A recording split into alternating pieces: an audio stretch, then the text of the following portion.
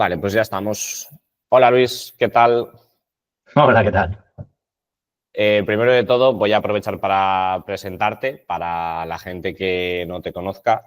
Luis ha estado colaborando con nosotros durante el último año en Manfred, la parte más de consultoría, pero también en nuestros procesos internos. Es un desarrollador con más de 10 años de experiencia, de Valencia, como yo.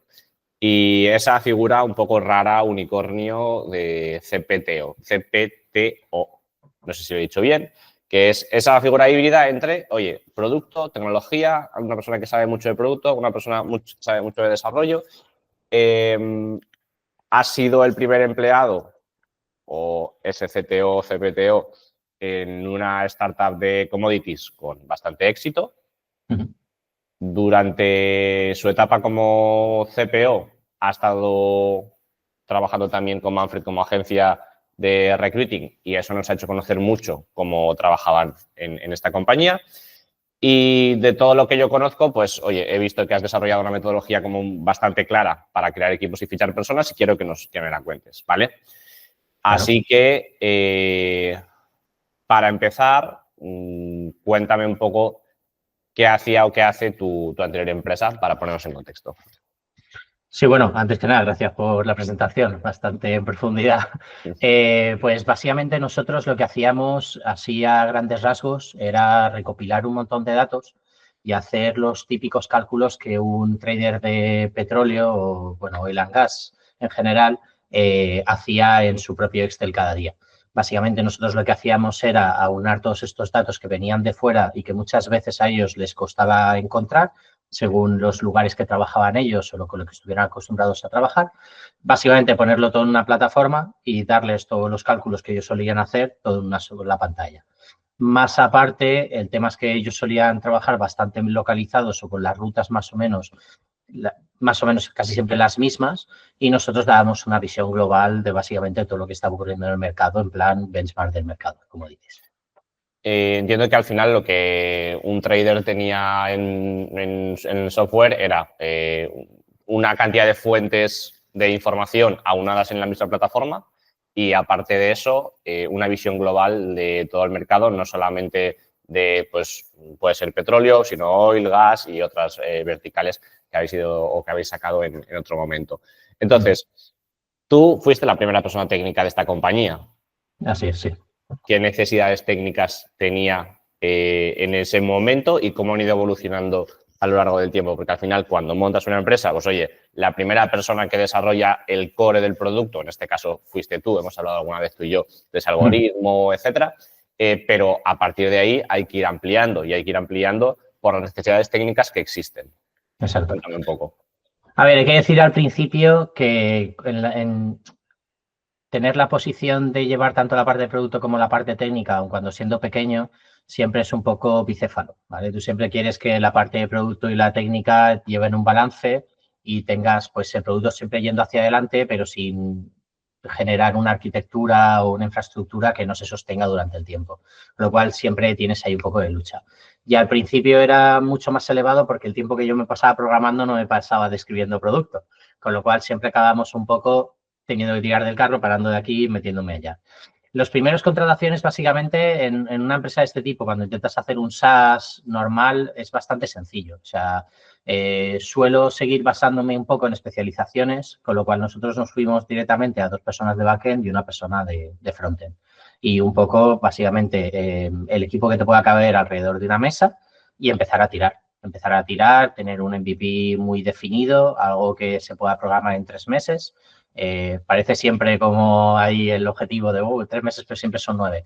Nosotros conseguimos realmente, básicamente, el equipo técnico lo contratamos en junio, julio y el MVP lo sacamos en noviembre, con lo cual conseguimos un desarrollo bastante rápido y el equipo al principio, pues siempre, digamos, es un poco más fácil porque básicamente todo el mundo tiene que estar all hands, básicamente 100% metido en el producto, solamente iterando. No hay nada que romper, con lo cual es muy fácil programar también. Es Porque básicamente todo construcción nueva, entonces la toma de decisiones como que es relativamente fácil, ¿no? Cuando todo es campo.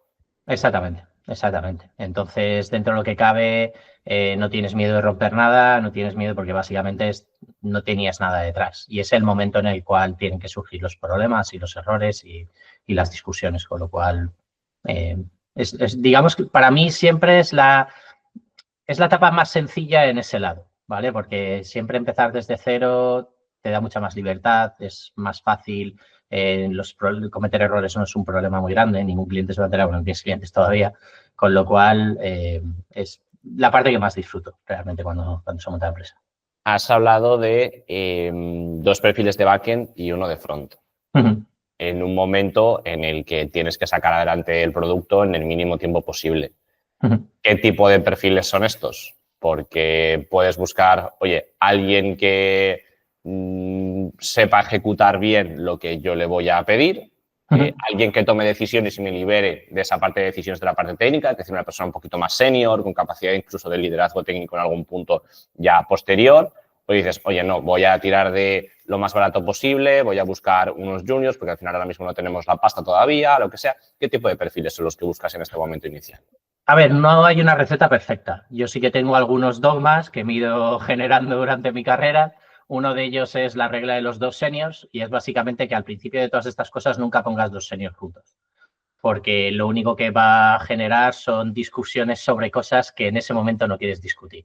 En estos casos, por ejemplo, en este equipo que teníamos 2 personas, sí que buscamos un perfil más serio y otro más junior.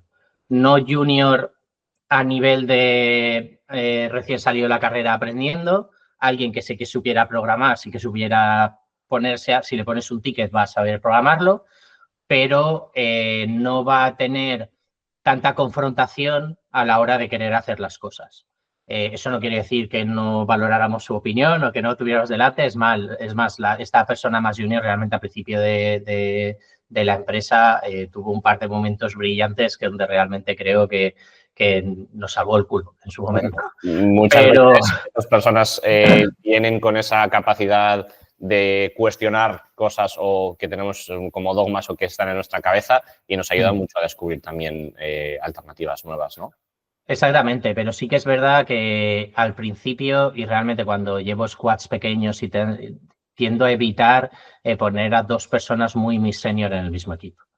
Para evitar, entiendo, esa confrontación de opinión de, oye, tenemos que ir rápido, no nos podemos parar a ver cuál de los dos tiene la razón en este momento, ¿no? Entiendo que los dos tenéis una carrera muy extensa y una experiencia dilatada, pero no es el momento de ponernos a discutir que si utilizamos este tipo de arquitectura o esta otra. Vamos con una y ya pivotaremos cuando sea necesario. Exactamente, y además el tipo de decisiones, muchas de estas decisiones entre A o B, A acaba siendo un 2% mejor que B o un 3% mejor. No es en plan de, no, esta es la correcta y esta es la equivocada. Si tienes 2 seniors discutiendo con algo, las 2 son correctas en circunstancias distintas o desde puntos de vista distintos. Con lo cual es más de, si va a suceder esta situación más veces, estás mejor, y si va a suceder esta situación más veces, estás mejor. Pero estar perdiendo el tiempo aquí, decidiendo A o B, ¿sabes? Es más rápido tirar una moneda al aire y elegir una que realmente en esos momentos perder tiempo, porque realmente es perder tiempo en eficiencias que no necesitas. De un equipo de 3, 4 personas inicial, ¿cuánta gente acabasteis siendo en el momento en el que tú saliste? En el equipo técnico unas 30 personas probablemente, 3 squads enteros de desarrollo. Bueno, 3 squads enteros de desarrollo para una compañía en la que desarrolláis producto de diferentes verticales, en el que has trabajado tú esa parte de los equipos como CPO, a la vez también un poco como poniendo las bases de tecnología y a la vez también siendo hiring manager. ¿Cuál es la fórmula secreta en tu libro para crear un equipo técnico que funcione? Hay muchas reglas. Digamos que la única cosa que yo podría poner en plan de aprendizaje probablemente le sirve a todos los equipos es mirar 4 columnas básicas, ¿vale? Mis 4 columnas básicas donde yo me centro y luego genero los roles a través de esas 4 columnas básicas es la parte de tecnología y la parte de producto y luego la parte de gestión de tiempo y la parte de gestión de personas, ¿vale? Eso es en general los puestos que yo necesito dentro de una empresa. Si, por ejemplo, tú juntas la gestión de personas y la parte técnica, tienes un engineering manager. Si tú juntas el producto con la gestión del tiempo, pues tendrás un project manager de los antiguos. Vas mezclando esos roles, vas haciendo un poco de mezcla y te va saliendo las columnas de tu equipo. Yo, por mi experiencia, por la experiencia que he tenido contratando engineering managers, que es muy difícil, hay gente que se le da muy, muy bien, pero digamos que para mí a la hora de contratación es un problema. Y también es un problema por el tema ese de que mis mejores ingenieros acaben llevando equipos en vez de llevando proyectos, en vez de llevando la parte de la arquitectura, quería separar eso completamente. Entonces, por el lado de producto tenía un product manager, por el lado de tecnología tenía un staff engineer y luego en la parte de tiempo y gestión de personas monté ahí un perfil que yo llamaba team manager, lo he ido evolucionando un poco, me gusta más el término de delivery manager, pero básicamente es la parte de la persona encargada de gestionar las personas y de que el delivery siga funcionando, de que básicamente desbloquear a la gente y que el proyecto siga hacia adelante. Esta figura puede tener diferentes nombres. Cada vez vemos que va evolucionando hacia un nombre diferente. Program Manager, Delivery Manager, tenemos también el antiguo, o bueno, no sé si tan antiguo, Scrum Master. A mí me gustaba mucho la figura del Team Manager cuando la trabajábamos contigo, porque, bueno, me quedaba como muy claro, ¿no? Oye, no necesito a una persona que sepa de tecnología, necesita una persona que sepa gestionar personas y gestionar la entrega, ¿no? Que los tiempos y los plazos se cumplan. ¿En qué momento o qué experiencias a ti te toma la decisión de decir, engineering managers en mi equipo no lo veo, voy a apostar por un rol que tiene una aplicación mucho más práctica sin evitar una persona con mucho conocimiento técnico que no esté aplicando ese conocimiento técnico en su día a día, en su gran parte, ¿no? ¿En qué momento o en qué experiencia tú dices, hostia, esto no es para mí? Pues básicamente una de las cosas que o sea, yo he montado varios equipos desde cero, desde el principio. Y una de las cosas que te permite al principio cuando estás eligiendo un equipo, por ejemplo, si estás eligiendo cuál va a ser el lenguaje que vas a utilizar, aparte de ver, quiero decir, la diferencia entre lenguajes a nivel de hacer un backend en JavaScript a día de hoy, en Node, hacerlo en Java, hacerlo en otras cosas, no es tan grande. Antes sí que había muchas más complejidades. A día de hoy tienes frameworks para todo. Entonces, yo basaba mis selecciones más también en el tema de, bueno, ¿cuánto me va a costar contratar un Python con experiencia y cuánto me va a costar contratar un Java con experiencia? Y en el mercado español, pues básicamente Java es un lenguaje que se estudia en muchas universidades, hay muchísima gente con muchísima experiencia en Java, con lo cual yo baso más o menos una visión mucho más global a la hora de ver los puestos, a la hora de ver qué contratar, qué perfil, qué rol, etcétera, etcétera. Entonces, Engineering Manager, yo soy Engineering Manager, conozco Engineering Managers muy buenos y hay muy buenos en España además, pero es mucho más complejo de contratar un Engineering Manager que una persona con skills sociales y con capacidad de poder llevar un producto de adelante. No quiere decir que no existan, por ejemplo, mentorías técnicas. Tengo mi staff engineer y si hay una persona más junior o una persona requiere un poco o hace falta hacer pre-programming o cualquier cosa así, yo tengo mi persona técnica. Pero esa persona no es la que va a hacer los one-on-ones, no es la que va a hacer el seguimiento de esa persona, no va a hacer su career development, etcétera, etcétera. Una de las cosas también es que siempre hay mucho desarrollador que va subiendo de puesto en estos equipos, en estas empresas, pero, por ejemplo, no hay gente de QA o no hay gente de otros tipos de perfiles. Y nos encontramos que la gente dice, no, engineering manager, porque yo quiero ¿sabes? Un desarrollador que sea mi manager. Bueno, y el de QA, entonces, y el diseñador, entonces, y, ¿sabes? Estos perfiles es en plan de, eso... Claro, que llega un punto en el que cuando montas un squad un poquito más diverso, que vaya más allá del desarrollo, se te queda un poco coja la parte de la gestión de personas cuando hablamos de la parte técnica, ¿no? Oye, puedes tener un engineering manager front-end o back-end, pero el de QA necesita liderazgo en otro aspecto, el de diseño también, el de producto también. Exactamente, sí, así es. ¿Vigilabas muchísimo el coste de contratación en este caso a la hora de pensar, oye, pues un desarrollador o desarrolladora de Python me va a costar prácticamente lo mismo que uno de Java, en cuanto a salario, pero me va a costar mucho más tiempo encontrarlo porque quizá hay menos y con menos experiencia, tengo que buscar muchísimo más. Lo mismo con esta parte de los engineering managers. O sea, ¿mirabas mucho esa parte a la hora de crear los equipos desde cero o era algo como que iba surgiendo, iba apareciendo? El tema es que el perfil del team manager en mis equipos es difícil de encontrar porque normalmente no existe. ¿Sabes? Si tú buscas un ingeniero de backend, sabes lo que es ingeniero de backend Java, bueno, pues va a ser Spring Boot, va a ser Spring, va a ser tal, va a ser cual. Digamos que los puestos están más especializados. En este caso no estaba tan así. Entonces, sí que era un poco perfil, digamos, de busco una persona que haya sido Scrum Master, pero también busco una persona que pueda ser un manager, ¿sabes? Que tenga ¿Qué esas skills habilidades de personas. dirías tú que son las necesarias para una persona que se integre en un equipo de tecnología y producto, pero que lleve la parte tanto de personas como de delivery? ¿Qué habilidades serían las que buscarías? Básicamente, comunicación. Comunicación es lo más importante y lo más básico, ¿vale? Ha habido gente que yo le he estado comentando esto y dice, pues como un psicólogo para el equipo. Pues no es un psicólogo para el equipo, no es, o sea, esta posición no es para facilitarle la vida a los desarrolladores. Esta posición es para facilitarle la vida al producto. Es para hacer todo lo posible para que el producto vaya adelante. Entre esas cosas está que el desarrollador esté lo más contento posible, haciendo su trabajo, menos interrupciones, etcétera, etcétera. Pero, por ejemplo, una de las características que a mí me gustan más de esta posición versus la de Engineering Manager es que sea un árbitro neutral. Es una persona que no está metida en el sprint o en el Kanban o en los deliveries y que no tiene ese estrés como sí que podría tener un Engineering Manager que a la vez tiene que básicamente solucionar este sprint, digamos, para hacer esta cosa y viene una persona a preguntarle algo o con un problema o algo y es, ahora no, ¿vale? Yo quiero tener una persona que nunca pueda decir ahora no.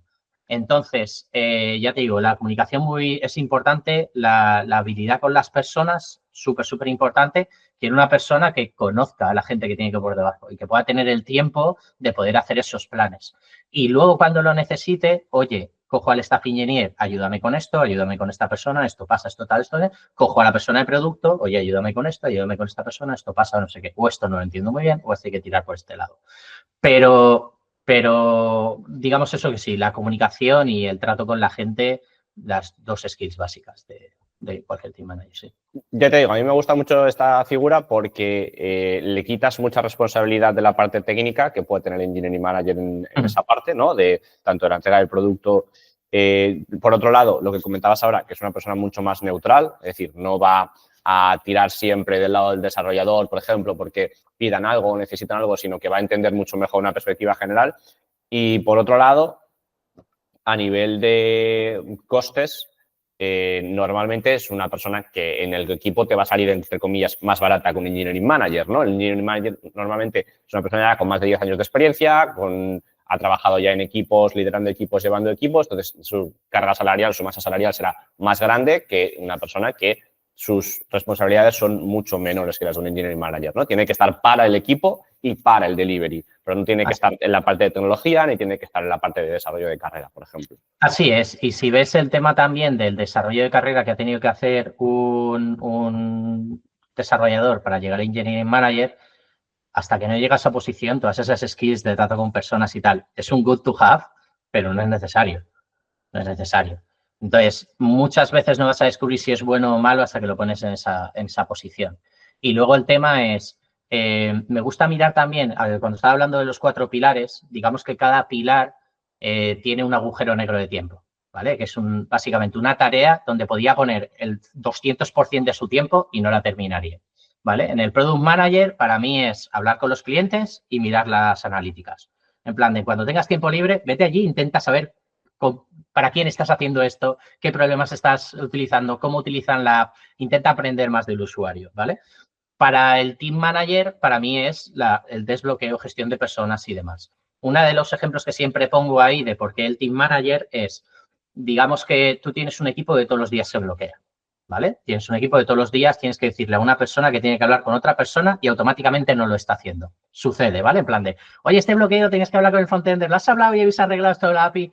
Ay, no, que estaba tal, no sé. Bueno, vale, monto una reunión, os meto a los dos, hago que habléis, etcétera, etcétera.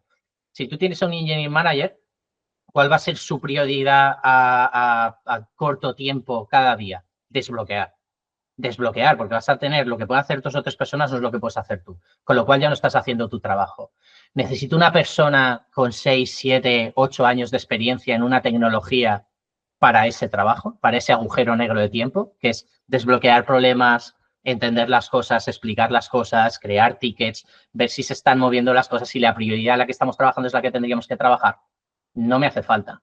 Entonces, yo prefiero que el ingeniero de X años de experiencia y demás esté haciendo cosas de ingeniero y tener esta persona que es el desbloqueador, el que hace de árbitro, el que está en una posición neutral y el que ayuda a que se mueva la maquinaria. Es el aceite del motor, básicamente. Entiendo, a mí me gusta mucho esa figura del team manager. Hablamos de que ha pasado de ser un equipo de 4 personas a un equipo de 30. Al final, con un equipo de 30 yo creo que ya aparecen muchos problemas, pero sobre todo tienes que plantear cómo hacer crecer ese equipo, ¿no? Cómo escalar un equipo no significa solamente contratar, sino que hay muchos procesos, hay que definir roles, hay que definir qué necesitas, esa organización. ¿Cómo se escala un equipo? Porque no es nada fácil de, oye, de repente tengo un presupuesto y debo contratar a mucha gente y ya. Y una vez están dentro, ¿qué? O sea, cuéntame un poco cómo has hecho esa etapa de escalado. Sobre todo planificar. Planificar es lo más importante. Ahí, no me acuerdo qué libro era, que siempre te decía, antes de tener niños, anótate todos los consejos que le darías a alguien porque cuando los tenga no te vas a acordar, ¿vale? Pues esto es un poco lo mismo. Cuando estás en la vorágine es tarde, ¿vale? Entonces, un amigo mío, Ricardo Varela, muy cercano, me introdujo al proceso de crear el diagrama de cuadraditos, ¿vale? El diagrama de cuadraditos, digamos que es como las mesas de la boda, ¿vale? Tú vas ahí y pones 10 mesas con 10 sillas y después ya buscas si la tía María con la tía Pepa se pueden juntar o no porque se enfadan, si este funciona con este, etcétera, etcétera. Y aquí es más o menos lo mismo. Lo primero es idear un poco, pensar en cuáles son tus procesos, cómo va a funcionar tu desarrollo. En plan, ¿quieres pair programming? Los programadores por tecnología. ¿Quieres QA antes de hacer la release candidate y demás? El QA tiene que estar testeando la rama, tiene que estar en el equipo. Necesitas esto, quieres esto, tienes mobile, no tienes mobile, bla, bla, bla. Todo lo que vayas necesitando y vas poniendo tus necesidades. Oye, pues mira, 2 backend, 2 de frontend, el team manager, el staff engineer va a ser por un equipo, va a ser para 2, bla, bla, bla. Y te haces tus sillas. Y esos son cuadraditos, no tienen nombre. Y después, cuando tienes los cuadraditos, vas rellenando con los nombres que tienes en tu equipo. Y después te quedan huecos. Y esos son los huecos que tienes que intentar rellenar. Entonces, siempre aconsejo que cuando se haga el diagrama de un equipo o el cómo funciona y demás, te olvides de los nombres. Porque esto es como intentar montar las mesas de bodas, los nombres y las mesas a la vez. Te va a aparecer una mesa de 5, otra de 8, una de 7, una cuadrada, una redonda. El tema es, primero, pensar qué es lo que va a necesitar mi equipo, cómo se va a integrar dentro de la empresa. Yo siempre intento hacer equipos que sean lo más autónomos posibles y a poder ser 100% autónomos, porque luego acaban habiendo equipos rollo el de arquitectura, el de no sé, y todo el mundo necesita arquitectura o todo el mundo necesita no sé qué, y acaban siendo... A un cuello de botella, ¿no? Exactamente. Entonces, por ejemplo, yo cuando monté el primer equipo pensé en un equipo, cuando monté el segundo pensaba en 7. Y entonces es en plan de esto me funcionaría con 7, no lo voy a hacer con 2. Teniendo en cuenta si estás en una startup hipergrowth o claro, de growth. En growth. este momento de escalado y de... En plan de, en cuanto empecemos a poner estas piedras, va a ser la base de la catedral que queramos montar luego. Si esto puede crecer a ser un equipo de ingeniería de 120, ¿cómo montaría mi equipo de ingeniería 120? Y luego escalo hacia abajo para ver si esto funciona o no funciona. En ese sentido, ¿cuánto te ha costado a ti montar esos equipos a nivel de fichar a esas personas? Quiero decir, oye, en el primer momento entiendo que tiras de referrals conocidos, gente que montas ese equipo pequeñito, ¿no? Y después, ¿cuáles son los métodos que tú utilizas para poder escalar ese equipo? Porque en este momento también te hablo de en qué momento se introduce una persona en el equipo que se encargue de fichar o no. Digamos que nosotros introdujimos una persona que se encargaba de fichar desde el día 1 y fue básicamente contactar con Manfred. Y desde que contactamos con Manfred, básicamente nos ayudasteis hasta hacer, Jero nos ayudó a hacer nuestra primera prueba de test para la gente de ingeniería y Marina empezó a echarnos una mano a contratar desde el principio. Sí que es verdad que en los primeros roles pues tiras mucho de agenda, ¿sabes? Porque un fallo a esa altura te puede retrasar 2-3 meses que te puede matar directamente, ¿sabes? O sea, en esos momentos todo el mundo tiene que estar a full y no puedes estar esperando una contratación de un frontender o una contratación porque te ha fallado uno, etcétera, etcétera. Eso te puede matar. Entonces, digamos que yo desde el principio trabajé con Marina en Manfred, que básicamente para mí ha sido compañera de trabajo durante todos los años que estuve allí. Y digamos que a nivel de contratación, 20% vino de agenda, 80% vino de Manfred.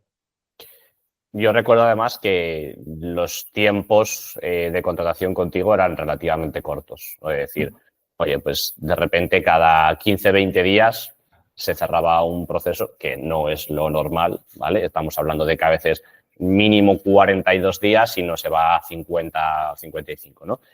¿Por qué crees que a las empresas les cuesta tanto fichar?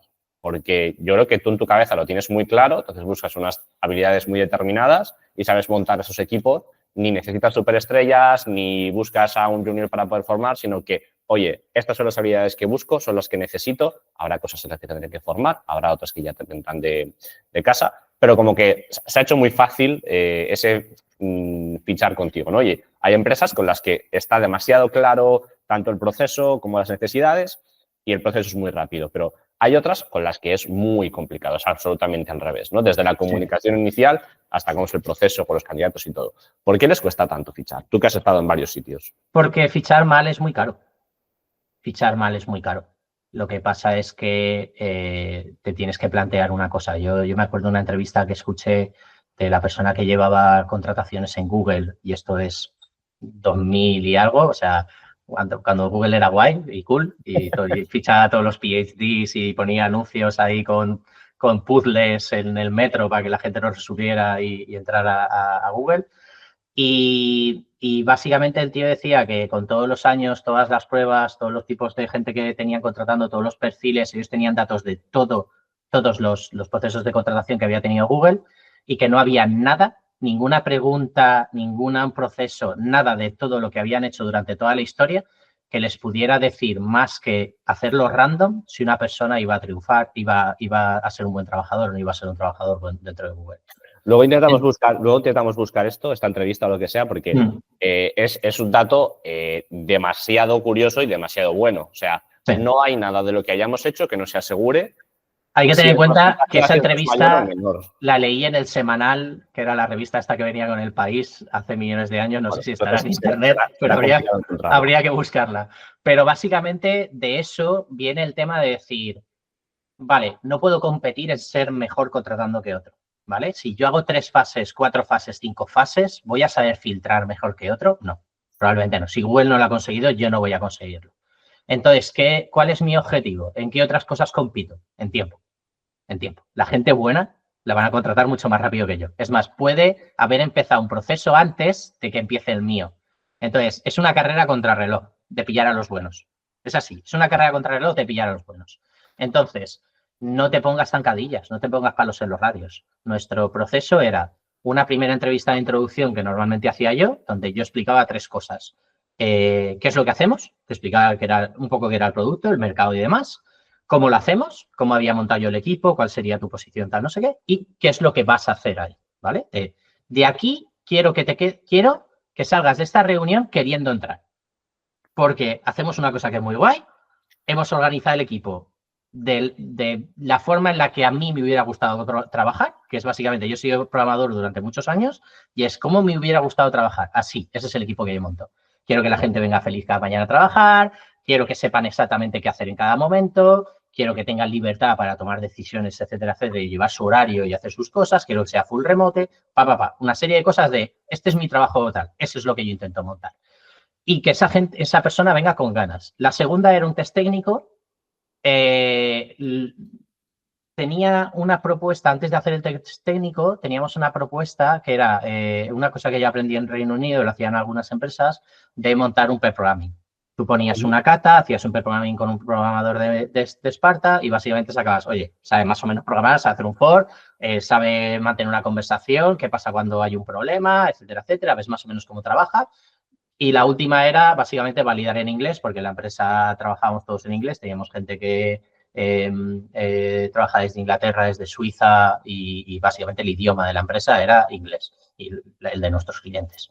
Entonces, el último era un test, era una llamada de 15 minutos con el CEO y el CTO, con el CEO, perdona, en inglés. Miles era de Reino Unido y tenía un acento muy acento de Reino Unido y Felipe es español y su acento en inglés bastante entendible. Y era bueno ver más o menos cómo se desenvolvía en esa llamada corta donde él preguntaba unas cuantas cosas a nivel de cultura o sea, cultura de la empresa y cosas así.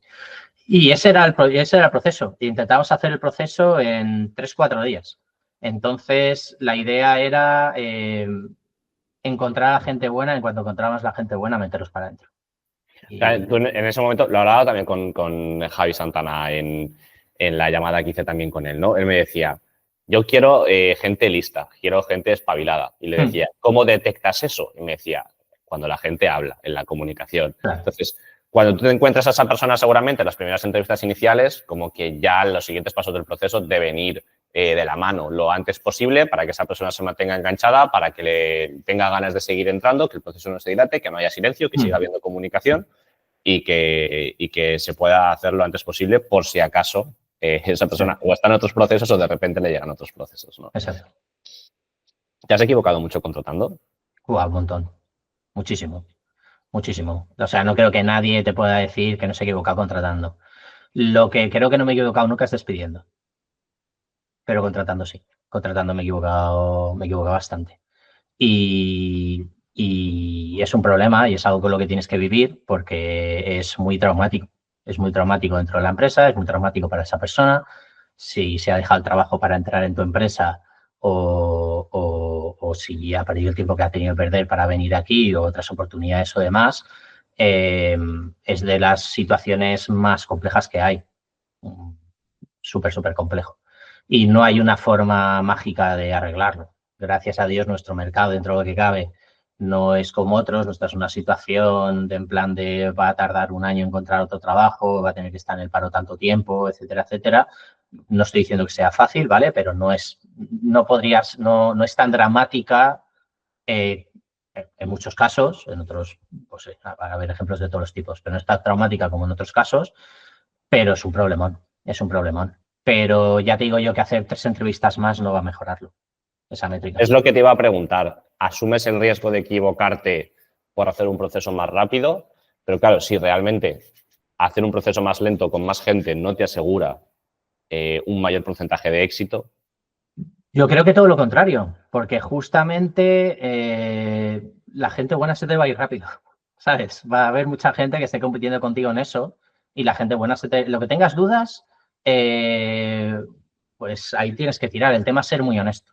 Yo, por ejemplo, es una de la cosa que llevo más grabada y me la voy a tatuar, es el tema de ser transparente realmente no da tanto valor, ¿vale? Ser transparente en ciertas situaciones, si tú estás haciendo una ronda o incluso estás vendiendo tu empresa y tal, decir solo al equipo en qué le va a ayudar, ¿sabes? Probablemente en nada. Igual le das estrés, luego no sale, tal, no sé qué.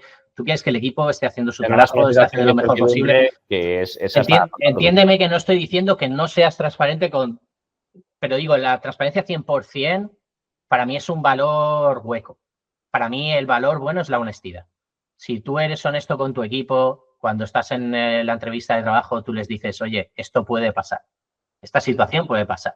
Te vas a meter aquí, esto es una startup, tiene cosas muy buenas y tiene cosas muy malas. Muchas muy malas. Muchas en plan de puedes estar mes a mes intentando jugarte el salario de la gente, porque es lo más importante para cualquier persona que haya montado una empresa. Lo más importante, la variable que siempre tienes, el mínimo rasero de estoy haciendo las cosas bien es puedo pagar el salario de mi gente. Y entonces, en una startup siempre vas a tener eso encima de la cabeza. Esa es la primera cosa que tienes ahí. Entonces, no puedes hacer promesas, entonces no las hagas, ¿sabes? Yo no puedo prometer a alguien que entra y le digo, no, estarás 2 años aquí. No hagas esa promesa, no puedes hacerlo. Entonces, lo primero es ser honesto. Ser honesto yo creo que es lo único que puedes hacer en estos casos para que la gente vea que bueno, es lo que había, es lo que había, ¿sabes? Me lo dijeron, sabía dónde entraba, sabía cuáles son los pros, sabía cuáles eran los contras, quise tomar ese riesgo, sucedió así. Y para mí eso directamente es lo que me permite dormir por las noches, ¿sabes? Es básicamente la regla en la que intento basar todas las cosas. Ser honesto, si a esta persona estoy pagando 50 y a esta persona estoy pagando 40 y el de 40 descubre que estoy pagando 50 a otra persona, yo quiero que esa situación sea tal que si me viene pregunta se lo explico. Le digo, no, mira, esto es lo que obtengo de esta otra persona, esto es lo que obtengo de ti, está muy claro qué deberías hacer para llegar a ese punto, o si no, lo hablamos y te quedó claro, pero no es, uy, no, es que estamos necesitados en ese momento y pagamos 10.000 más, jaja. No, o sea, si estás en esa situación, yo en mi mente sé que te debería subir a 50. Entonces, si no me lo puedo permitir, me lo tengo que permitir en los dos lados, porque eso para mí es un riesgo también. Afecta a, de nuevo, ser honesto con esa persona y al final es la confianza y que ganársela. Y te la ganas en esas situaciones. Te la ganas en cuando entra una persona que hace sufrir a todo tu equipo, despedirla, quitarla de ahí y que ese dolor no esté. Asumir que te has equivocado en esa contratación y decir, vale, pues y oye, intentar mejorar todas las partes, por supuesto, ¿vale? O sea, esto no se trata de no ser humano, ¿vale? No, todo lo contrario. Pero ser honesto con lo que quieres, cuidar a tu equipo, que básicamente son los que van a sacar el trabajo adelante. ¿Y cómo has hecho tú ese proceso de identificar a esas personas que eran las mejores en ese momento o las correctas? Pero sobre todo hay una parte de habilidades técnicas que tú compruebas en el test, ¿vale? O en la prueba técnica, es decir, esta persona tiene el nivel mínimo que necesitamos para aquí, porque entendemos que a partir de aquí puede seguir evolucionando, pero luego hay otras habilidades que van mucho más allá, ¿no? Me decías, por ejemplo, oye, pues la comunicación en el team manager es importantísima. ¿Cómo identificas tú el talento? Porque es una fórmula un poco subjetiva. Lo hablaba con Javi en esa conversación y decía, sí, gente espabilada, ya. Pero gente espabilada no te viene en el currículum, me he graduado en la universidad de la Soy espabilado. Claro, en plan, tengo C1 en espabilado. No funciona así. ¿Cómo detectas esas cosas? A ver, lo primero, y por lo que tiro mucho de agenda, es gente que has trabajado con ellos, ya sabes por dónde tiras. Eso es un gran punto. Luego, para lo otro, yo no sé hacerlo. No tengo si tuviera un test, no fallaría contratando nunca, ¿sabes? Siempre contrataría mejor equipo.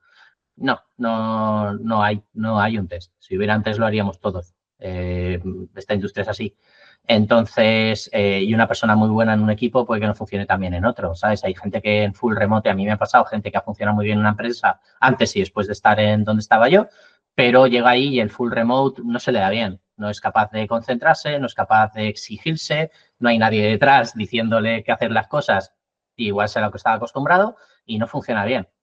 No hay manera de saberlo, hay que probarlo. Volvemos al tema de la entrevista, ¿sabes? Si Google no lo ha logrado, o sea, ¿quién soy yo? ¿Sabes? ¿Quién soy yo? Entonces, no intentes ser más listo. O sea, otra cosa es no hacer nada, pero no intentes ser más listo que otros. No, haz lo normal, intenta hablar con esa persona, intenta explicar qué es lo que va a hacer, qué es lo que tiene, tal, no sé qué, y sé honesto diciendo, oye, esto es lo que yo necesito aquí. Sobre todo en una startup. Pues si estás en una agencia muy grande y tal, tener distintos niveles no te va a afectar tanto. Pero si tienes un equipo de 15 personas y necesitas que las 15 personas estén funcionando para que la maquinaria funcione, en cuanto una no funciona, brilla en la oscuridad. O sea, se nota. El motor no funciona y se nota muchísimo. Entonces, también viene un poco por la honestidad de la persona.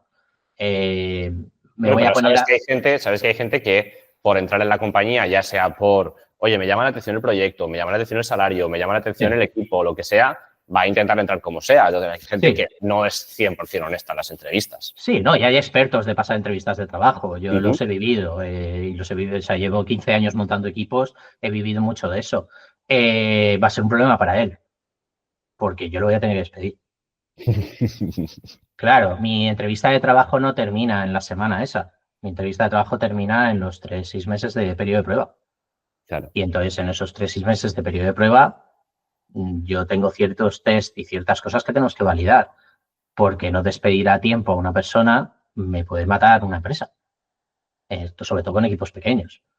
Entonces esa es la parte de honestidad que te digo en la entrevista, de dejarlo claro. Quiero decir, mucha gente me viene de, ¿para qué me haces un test? Deberías confiar en mi currículum.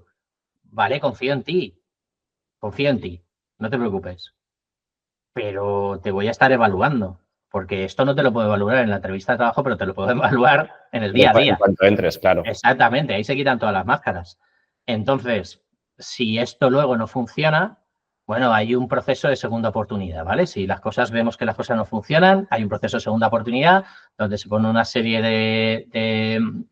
de procesos donde se intenta ayudar, de ver qué es lo que está fallando, si es algo personal o no, o si es a nivel de skills o demás, etcétera, etcétera. Y si luego no funciona, lo siento mucho. ¿Dónde ha sido la parte donde más has encontrado que alguien no funcionaba? ¿En la parte técnica o en la parte más, cómo decirte, de habilidades blandas, de comunicación, de gestión, incluso pues, de equipo, de personas, de gestión de compañeros, simplemente, ¿no? De cómo tratas a los demás, de cómo asignas carga de trabajo, ese tipo de cosas?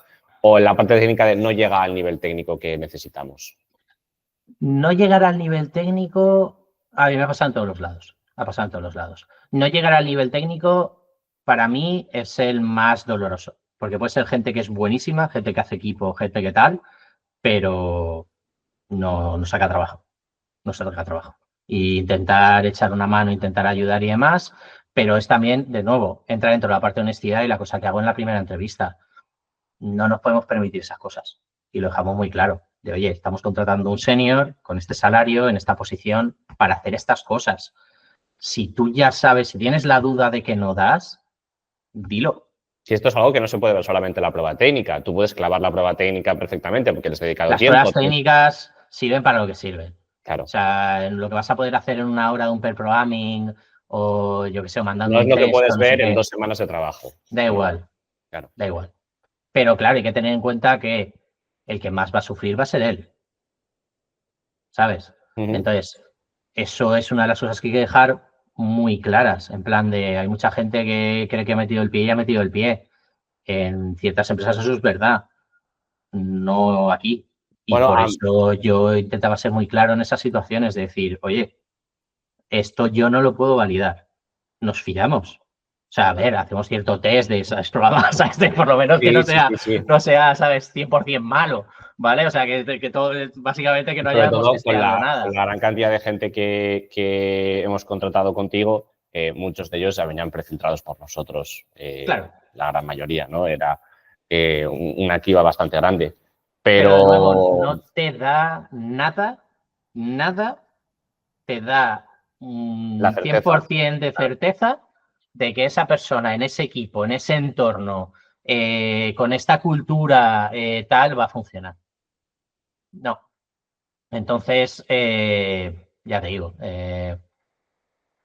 Nunca vas a tener ese porcentaje de estoy 100% seguro de que la persona que acabamos de incorporar es un acierto, pero sí que, oye, has tenido una buena comunicación, le has explicado tal, te ha podido explicar su carrera, su experiencia, ha hecho una buena prueba técnica, parece que puede encajar con el equipo, la cultura en lo que necesitamos, para adentro, vamos a probar. Exactamente. Y claro, luego pues intentar comportarte como un caballero lo mejor posible, ¿sabes? Es en plan de, oye, vemos cómo podemos solucionar esa situación, no dejarlo tirado, cómo podemos ayudar, referencias, tal, no sé qué, donde, vamos, todo el apoyo que podamos dar. Sí, en el caso de que esa persona no funcione, echar un cable para que se reubique lo antes posible. Sí, pero es una situación complicada, pues si no quieres para tu equipo, ¿sabes? También a veces, o sea, hay situaciones y situaciones. Bueno, pero puedes entender también el por qué no ha funcionado y el por qué no ha funcionado. Claro, no, a ver. En tu compañía puede ser por una, ¿sabes? Por supuesto. A un ritmo determinado y hay gente que, oye, no puede apretar el acelerador tanto. Y el stack tecnológico y la complejidad y demás, y por supuesto. Pero hay otros que no.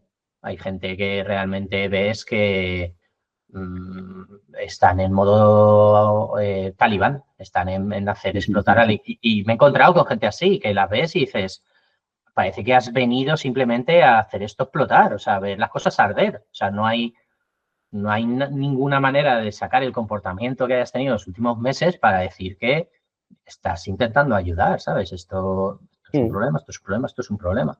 Esto es lo que ocurre en todas las compañías, es decir, son cosas que muchas veces al principio del todo no ves, en las entrevistas no ves, sino simplemente el comportamiento del día a día pues, te hace ver que esa persona no va a encajar. Sí, sí, no, 100%. 100%. Y pasa, ¿eh? No, no mucho. Gracias a Dios no pasa mucho. O sea, la gente muy mayoría es buena gente, intenta hacerlo mejor, etcétera, etcétera, etcétera. Y por eso al final, yo qué sé, esto acaba funcionando, ¿sabes? Si hubiera ese porcentaje de tanta gente intentando hacer mal y demás, no podrías montar un equipo funcional. Sería imposible. No. Pero pasa. ¿Uno de cada 20, uno de cada 15? Pues posiblemente. Por ir terminando un poco la parte de creación y organización de equipos, ¿qué metodología o organización te gusta a ti o con la que has podido probar, tanto las que has trabajado tú en otras empresas como las que has puesto o implementado en tus equipos? El tipo, hablábamos antes de squads, ¿qué tipo de squads, cómo se configuran? ¿Cuánta gente es el número mágico de esta gente puede funcionar, esta gente no? A ver, lo de la teoría de la pizza, ¿sabes? De no meterse un equipo que no puede compartir una pizza, funciona bien. 8 o 10 personas máximo en un equipo, para mí es el equipo perfecto. La gente, pues dependerá de lo que estés. Es que, de nuevo, yo hablo de mi libro, ¿sabes? De mi experiencia montando SaaS, B2B, con backend, frontend, mobile, etcétera, etcétera, etcétera. Quiero decirte, es una característica bastante habitual en el sector. Puedes quitarte la parte de mobile si solamente estás trabajando en web o lo que sea, pero más o menos… La parte de hypergrowth, no. No, Hay muchas empresas que se quieren quedar en equipos de 20 personas, que creen que un equipo de ingeniería es demasiado, etcétera, etcétera. Entonces depende de lo que necesites, ¿sabes? Yo sé, WhatsApp se hizo con 32 personas. Instagram creo también un equipo de 30 personas. Claro, nosotros necesitamos desarrollo de no sé cuántas commodities en paralelo, más el mantenimiento, más toda la entrada de datos, más no sé qué. La complejidad era grande. Entonces, puedes hacerlo con 30 personas, pero te va a llevar mucho más tiempo. Si quiero sacar tantas verticales al año, quiero lanzar esto, modificar lo otro, necesitas más equipos. Eso sí. Para mí, muchos de los aprendizajes que he utilizado para el tema de montar equipos o para el tema de montar producto y tal, viene de mi aprendizaje a la hora de programar. Y para mí la genericidad mata. La genericidad es algo que en el libro queda muy bonito, poner una interfaz aquí, hacer no sé qué tal, queda precioso, pero de repente tienes, igual me voy a ir muy a lo técnico, si no me entiendes lo explico de otra manera, pero tienes una interfaz con 2 métodos que utilizan estos 2 objetos, estos empiezan a degenerar y de repente tienes una interfaz con 10 métodos que solo utilizan la mitad uno y la mitad otro. Entonces, ¿para qué tienes esa interfaz? ¿Sabes? Eso te está molestando ahí en medio. Entonces, en mi experiencia, todos los programas de software degeneran. Todos. Entonces, no intentes buscar las cosas en común entre dos cosas que sabes que no van a ser iguales en el futuro. Entonces, cargarme la genericidad, cargarme las dependencias entre los equipos, todo eso siempre me ha facilitado muchísimo la vida a largo plazo, más que complicármela. Entonces, si yo tengo una vertical que es gasolina y luego voy a tener una vertical que es gasoil, gasolina la programaré como gasolina y gasoil la programaré como gasoil. Lo que aprenda de la primera lo aplicaré en la segunda. Pero no voy a intentar replicar lo mismo.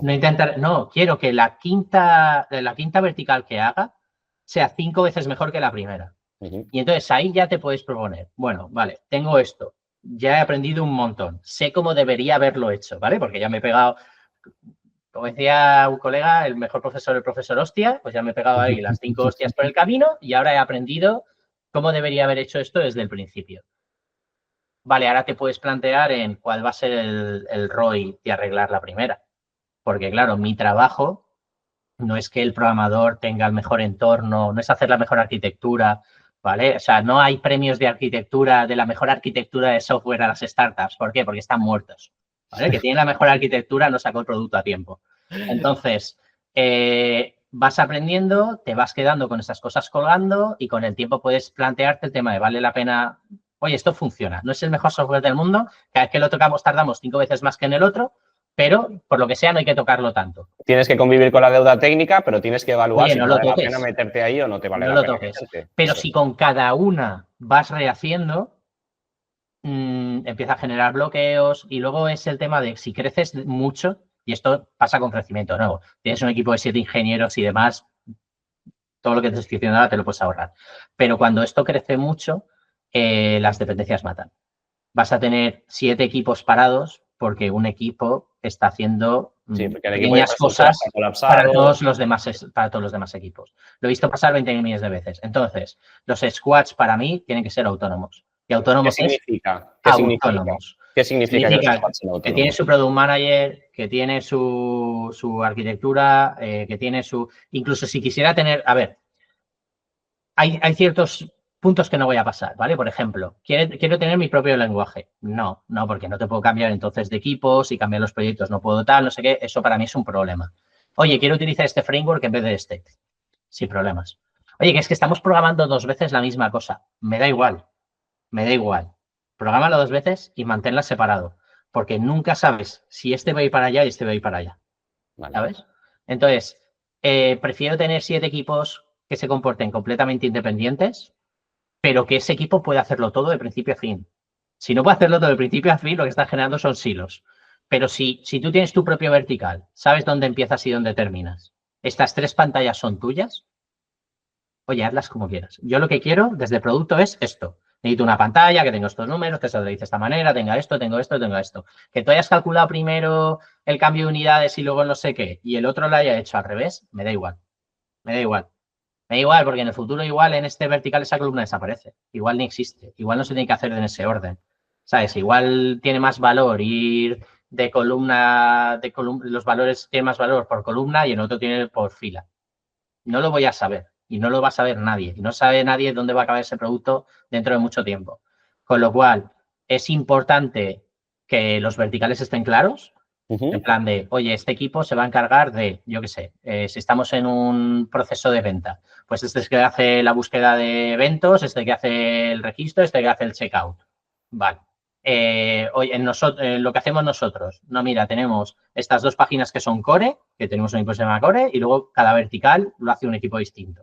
Y luego te vas comiendo, el cuarto vertical se lo come el equipo 1, con lo cual ya tiene 2 verticales, etcétera, etcétera, etcétera. Pero autonomía. Si no tienes autonomía, cada uno no puede tirar para un lado, no pueden degenerar cada una de las páginas de manera distinta, vas a acabar pagando ese precio muchísimo. Mucho, mucho, mucho. Hablabas de squads de unas 8 o 10 personas máximo. Sí. Entiendo que en esos squads, para que sean lo suficiente autónomos, tiene que haber alguien de diseño, algún product manager, QAs, frontend, backend. Team manager. Y el team manager. Y entiendo que la gestión de la infraestructura la hace el propio equipo. No hay un equipo, tanto de la infra como de la arquitectura, no hay un equipo externo que se encargue. Ahí teníamos un equipo externo de arquitectura, pero que se encargaba más de la parte de seguridad y de limpieza. Vale. Es decir, la gestión de sistemas como AWS tiene un huevo de complejidades, porque realmente lo que estás haciendo es pasar metal a código dentro de lo que cabe, programas la infraestructura, y entonces hay ciertas cosas que son compartidas, ¿vale? O sea, la autenticación, seguridad, si esto está en una privada o una pública, etcétera, etcétera. Entonces teníamos un equipo, sí que no era autónomo en cada uno de ellos, pero porque el propio equipo podía ser autónomo y lo que hacía era un poco de ser árbitro. Esto no, esto me lo pones bien. O esto tal. Oye, encontré una cuenta aquí que esto no debería estar hecho así, debería estar hecho así. Entonces sigues dando un poco de libertad, pero sí que tienes un árbitro por encima que gestiona todo el tema de seguridad. Es un poco transversal, pero sí que es verdad que los equipos son autónomos a la hora de... Pero no trabaja para los equipos. Claro, es lo que te iba a decir. Los equipos crean su propia infraestructura, simplemente el equipo de plataforma o lo que sea... Como si fuera un product manager o un staff engineer de arquitectura, de tal. Y básicamente va a llegar a decir, oye, esto lo habéis hecho mal, esto se hace así. Ticket y lo hacéis vosotros. Si queréis aprender, sin problema, me meto ahí, os echo una mano porque es el experto WS, si hay alguna consulta tal, vas ahí, pero no es un trabajador para los equipos. Vale. Con lo cual, los equipos siguen siendo independientes. Vale, Luis, pues por cerrar un poco ya la charla, ya que has montado varios equipos, ya que has aprendido mucho del mejor maestro, que es el maestro hostia, sí, sí. ¿Qué consejo le darías a las empresas que están montando equipos, que quieren montar equipos, que quieren escalar equipos? A ver, si lo primero, no intentes ser más listo que nadie. es así. O sea, a no ser que tengas, o sea, si crees que eres más listo que alguien y que pues contratas mejor que alguien y tal, no sé qué, oye, adelante, saca tus datos, saca tus conclusiones y demás. Nosotros, incluso teniendo muchísimo éxito, no lo éramos. Entonces, básicamente, esto tiene ya bastante competencia a la hora de encontrar buenos desarrolladores, encontrar esas joyas que hay en el mercado, etcétera, etcétera. No te pongas palos en las ruedas, no te pongas más esposas, ¿sabes? No pongas más de 3 procesos, 3 stops en tu proceso de contratación. No tiene sentido. Y después también intenta pillar el feeling del equipo. ¿Sabes? Mientras las cosas las hagas con honestidad y la gente confiará en ti y sabrá que estás haciendo las cosas bien. Ponte los procesos claros, explícalos, explicas por qué se despide a la gente, por qué se contrata a la gente, por qué está pasando esto y no esto, o por qué vamos en esta dirección o en esa otra. Sé honesto, comunica y con eso las cosas saldrán, ¿sabes? O sea, nuestro trabajo no es que esta persona programe mejor o peor. Esa persona va a programar, es su trabajo. Tu trabajo es poner todo lo que hay alrededor para que esa persona pueda hacer su trabajo. Tanto sea liberarlo de reuniones, como intentar alinear, como intentar identificar y decir y explicar muy bien qué es lo que se quiere para que no se tenga que rehacer las cosas. Eliminar esas frustraciones que existen por defecto en este mercado. Entonces, si te encargas de eso y te montas un equipo así, en cuanto entre alguien mal, alguien que realmente esté nadando a contracorriente, va a brillar en la oscuridad. Se va a notar desde el día Se va a 1. identificar fácil. Así es. Muy bien, pues me quedo con esa parte de honestidad y algo que me ha gustado mucho antes que has dicho, que es que cuando estás en la vorágine, plantearte las cosas, a definir los procesos es tarde, ¿no? Sí, Entonces, ese momento en el que ya vas a saber que necesitas X equipo dentro de 6 meses porque hay que sacar una vertical para este año, igual hay que definir las cosas mucho antes que cuando las necesitas, ¿no? Nunca te vas a arrepentir de planificar antes. O sea, otra cosa es intentar planificar todas las semanas y cambiar de plan todas las semanas. No. Planificar ahora y dejarlo ahí y cuando lo necesites estará hecho. Pero nunca te vas a arrepentir de planificar, de tener las cosas planificadas. Con esta reflexión cerramos. Gracias, Luis, por dedicarme este rato. Espero que la gente que nos vaya a escuchar pues, se lleve muchos aprendizajes de tu experiencia, sobre todo. Has hablado mucho de tu libro, pero hay muchas cosas que se pueden, yo creo que son de sentido común y se pueden aprovechar y pasar para otros equipos, para otras compañías. Así que mil gracias, tío. Nada, sí. Hablamos. Vale, un abrazo. Venga, Chao. un abrazo. Hasta luego.